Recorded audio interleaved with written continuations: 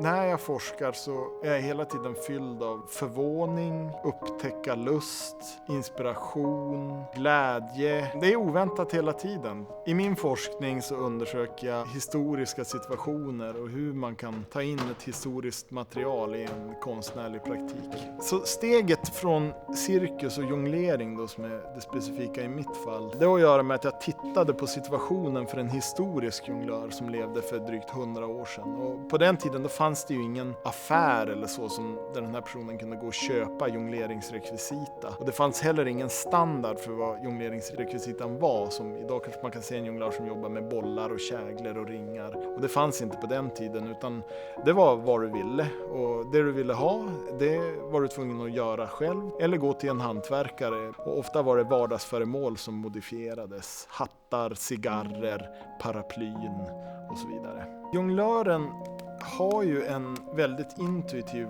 relation till objekt. Och den kan ju använda till exempel bollar flera timmar varje dag under väldigt, väldigt lång tid.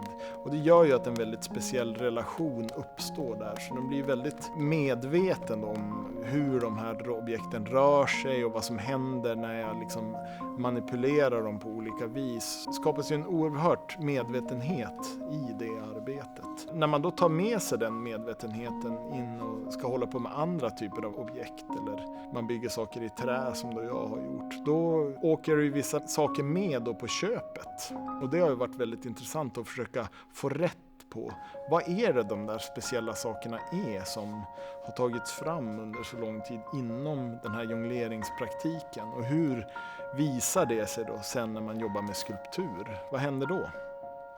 Jag är Erik Åberg och det här är Stockholms konstnärliga högskola.